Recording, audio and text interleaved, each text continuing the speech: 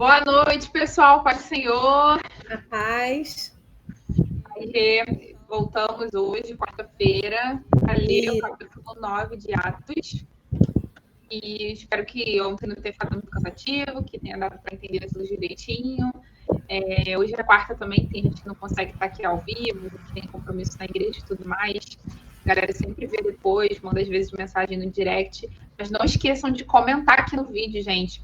A gente conversa aqui pelo chat, mas o comentário, ele é no vídeo mesmo, ele fica lá fixado, né, permanente. Então, se você está vendo depois, deixa seu comentário, curte o vídeo, né, que o YouTube vai engajando mais a gente, enviando esse vídeo para outras pessoas, tá bom? Então, a Rê vai orar e vai começar, né, a falar aí pra gente. Amém, amém. Então, vamos lá. Soberano e eterno Deus, nós te damos graças, ó Deus, por esta quarta-feira. Muito obrigada, porque até aqui a tua mão forte e poderosa tem estado conosco. Senhor, nós te pedimos a bênção do Senhor, a presença do teu Santo Espírito, para nos ajudar, ó Deus, com a leitura da tua palavra. Ó Deus, para que venha de encontro aos nossos corações e aos corações daqueles que vão estar ouvindo conosco, até mesmo no futuro, ó Deus. Pai, pelo poder do teu nome, Jesus, nós te pedimos para que seja paralisado toda e qualquer ação contrária à tua vontade. Senhor, não permita que haja interrupções, mas fica conosco, é o que nós te pedimos e já te agradecemos. Em o nome de Jesus, amém. Amém. Amém. Então, a gente vai começar falando do capítulo 9, que fala sobre a conversão de Saulo. Antes, eu queria fazer uma retificação. Eu falei sobre que o profeta Joel estava incluso no livro que estava na Torá, e não é isso, né? A gente sabe que são os 5 primeiros livros, né? Que é a Torá, né? Que é Gênesis, me ajuda? Êxodo, Deuteronômio, Levítico e falta um. Números. Não necessariamente nessa ordem. Que eu nessa não ordem, Mas o profeta Joel, ele está, sim, no Antigo Testamento, mas ele não está na Torá. Só isso, porque na hora a gente vai falando e depois, quando a gente vai rever os vídeos, a gente... Ih, meu Deus! Então, está aqui atento. Na semana passada, a gente estava com uma citação, a Rê citou Joel, que eles conheciam a Torá e tal, mas é coisa assim, que a gente às vezes vai fala falando, sem querer, né? Na cabeça vai falando, não necessariamente porque não graças sabe a Deus que a gente, né, o Senhor fala e a gente está aqui para estar consertando isso. Mas então vamos lá, a conversão de Saulo, capítulo 9. Saulo, respirando ainda ameaças e morte contra os discípulos do Senhor, dirigiu-se ao sumo sacerdote. Saulo era conhecido como matador de discípulos. Então ele foi ao sumo sacerdote e pediu cartas para as sinagogas de Damasco, a fim de que, caso achasse alguns que eram do caminho, assim homens como mulheres, os levasse preso para Jerusalém. Os cristãos, antigamente, eles eram chamados do caminho. Por quê? Porque o cristão ele estava sempre em movimento. Ele estava aqui, outra hora ele estava pregando em outro local, então eles eram conhecidos dessa forma. Do caminho. Na verdade, nessa época aqui, era como se fosse, eles achavam que era seita, e falavam a seita do caminho. Esse detalhe da seita eu já não tinha... Paulo perseguia os cristãos porque ele... Vamos lembrar que Paulo, ele era um grande estudioso da lei, ele era um judeu quase fariseu. Então, para Paulo, o cristianismo era uma seita que surgiu e ele estava querendo eliminar. Né? Então, tinha essa informação que ele falou, e aí ficou conhecido como a seita do caminho, né? Os que não eram cristãos se perseguiam e entendiam dessa forma, mas aí depois o próprio Saulo, né, vai se converter e vai ver que ele estava enganado, né? Sim. Então, aí, assim como... Então, peraí, deixa eu só... Ele pediu cartas para as sinagogas de Damasco, a fim de que, caso achasse alguns que eram do caminho, assim homens como mulheres, os levassem presos para Jerusalém. Seguindo ele, estrada fora, ao aproximar-se de Damasco, subitamente uma luz do céu brilhou ao seu redor. E caindo por terra, ouviu uma voz que lhe dizia: Saulo, Saulo, por que me persegues? Ele perguntou, quem és tu, Senhor? E a resposta foi, eu sou Jesus, a quem tu persegues. Mas levanta-te, entra na cidade, onde te dirão o que te convém fazer. Os seus companheiros de viagem pararam emudecidos, ouvindo a voz, não vendo, contudo, ninguém. Então se levantou Saulo da terra e, abrindo os olhos, nada podia ver. E, guiando pela mão, levaram-no para Damasco. Aqui é interessante que a gente tem que colocar que, na verdade, nós não encontramos Jesus, né? Jesus é quem nos encontra. A gente está vendo claramente aqui que foi Jesus que encontrou Saulo, né? Ele se revela para ele, mas outra coisa também interessante que ele diz assim, então se levantou Saulo da terra e, abrindo os olhos, nada podia ver. E, guiando pela mão, levaram-no para Damasco. Esteve 3 dias sem ver, durante os quais nada comeu nem bebeu. Então, Jesus ele se revela para Saulo, mas ele não dá o próximo passo. Ele não fala mais nada, ele se revela e aí ele diz, né, que ele se levantou e ele nada podia ver e, guiando pela mão, levaram ele para Damasco. Então, ele ficou lá 3 dias, durante os quais não comeu nem bebeu, e ali ele vai ter uma nova visão. Olha só. Ora, havia em Damasco um discípulo chamado Ananias. Disse-lhe o Senhor numa visão. Então, o Senhor Deus apareceu para Ananias, ao que respondeu, eis-me aqui, Senhor. Aí ele diz, então o Senhor ordenou, dispõe-te, vai à rua que se chama Direita, e na casa de Judas, procura por Saulo, apelidado de Tarso, pois ele está orando. E viu entrar um homem chamado Ananias e impor-lhe as mãos para que recuperasse a vista. Então, Saulo tem essa visão, né? E aqui a gente vai ver também a mesma coisa de Filipe. Olha só, dispõe-te e vai. Ele foi. Aí, só que Ananias já tem aqui uma situação, que Ananias respondeu, Senhor, de muito tenho ouvido a respeito desse homem, quantos males tem feito aos teus santos em Jerusalém. Então, e aqui, aí ele diz assim, e para aqui trouxe autorização dos principais sacerdotes para prender a todos os que invocam o teu nome. Aqui o Ananias, ele obedece, porém ele faz um questionamento. Poxa, Senhor, ele está cheio de cartas aqui para mandar matar, mas ele obedece. Aí ele diz assim, mas o Senhor lhe disse, vai, porque este para mim é um instrumento escolhido para levar o meu nome perante os gentios e reis, bem como perante os filhos de Israel. Pois eu lhe mostrarei quanto lhe importa sofrer pelo meu nome. Então Ananias foi e, entrando na casa, impôs sobre ele as mãos, dizendo, Saulo, irmão. Olha que coisa linda, ele já entendeu logo que ele era um irmão, independente dele ser conhecido como matador, independente dele ter chegado lá com as cartas. Você vê como que é o amor de Deus na vida das pessoas, né? Ele já age como igreja. Ananias aqui, ele já vai obedecendo e já vai trazendo, já vai juntando.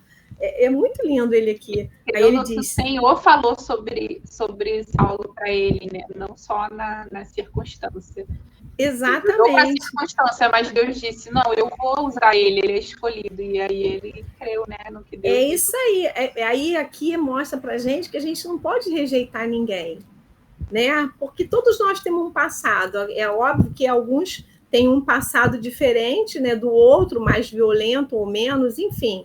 Né, a gente vai ter vários critérios a respeito disso, mas não importa, Deus escolheu. Esse cara aqui, ele era um assassino, vamos entender assim, era um assassino, mas Deus escolheu e pronto. Então nós temos que ser aqueles que acolhem, assim como nós fomos acolhidos, né? E aí ele diz assim, Saulo, irmão, o Senhor me enviou a saber, o próprio Jesus que te apareceu no caminho por onde vinhas, para que recuperes a vista e fiques cheios do Espírito Santo. Imediatamente lhe caíram dos olhos como que umas escamas e tornou a ver. A seguir levantou-se e foi batizado. E depois de ter se alimentado, sentiu-se fortalecido. Então permaneceu em Damasco alguns dias com os discípulos e logo pregava nas sinagogas a Jesus, afirmando que este é o Filho de Deus. Saulo virou testemunha. Olha só, e é interessante aqui, eu até anotei que eu escutei um pastor falando que o que cura a cegueira das pessoas é descobrir que somos filhos de Deus. Quando nós descobrimos que nós somos filhos de Deus, as escamas caem. A gente começa a entender, né, o nosso propósito, a entender o amor do Senhor, e as coisas ficam realmente mais claras, né? Aquilo que estava escuro, realmente o Senhor é a luz do mundo, ele vem para trazer, né, a clareza das coisas, né? E aí, logo pregava nas sinagogas a Jesus, afirmando que este é o Filho de Deus.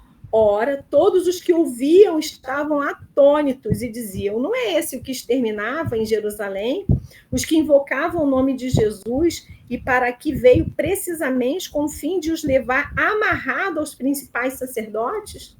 Saulo, porém, mais e mais se fortalecia e confundia os judeus que moravam em Damasco, demonstrando que Jesus é o Cristo. Gente, é muito lindo. Essa passagem é maravilhosa.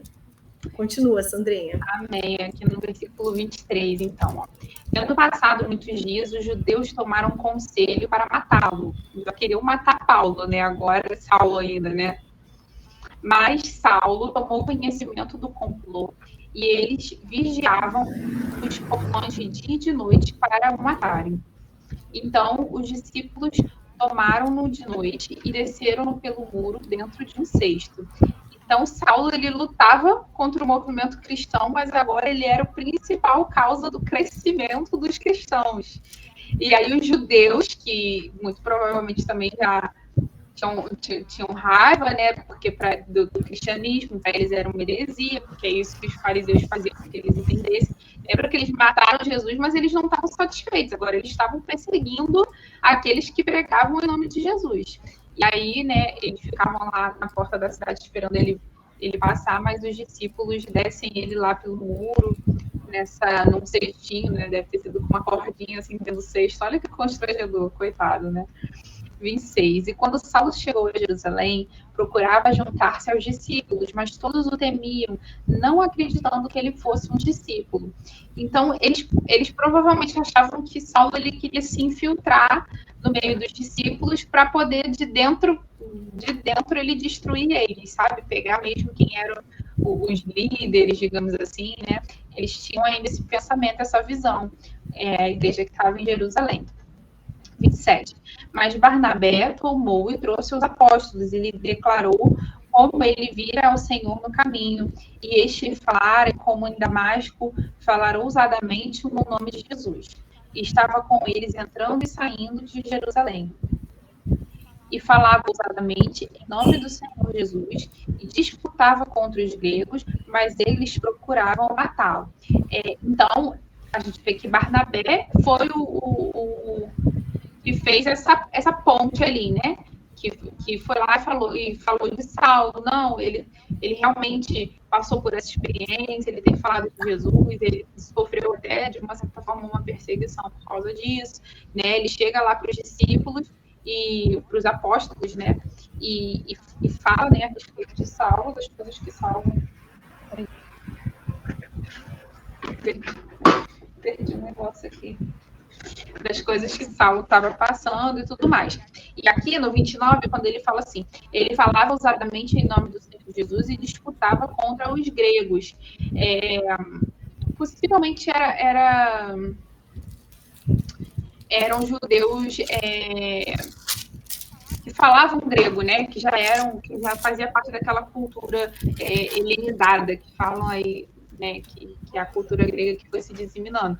Porque lá em cima, quando a gente vê que querem matar, ele fala que os judeus tomaram um conselho para matar. E aqui ele vai falar que ele disputa contra os gregos, mas eles procuram matá-lo. Então, provavelmente, ele está falando aqui de judeus que falavam grego, né? Os helenistas, né, que você está falando? É isso aí.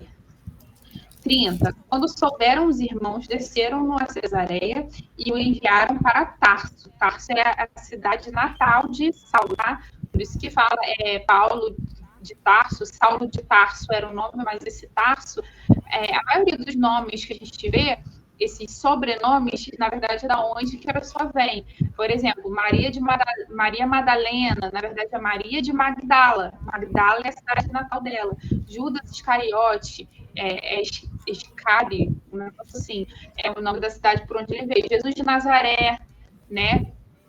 Normalmente eles eram chamados, parece um sobrenome, mas na verdade é o local da onde eles vêm, a cidade natal.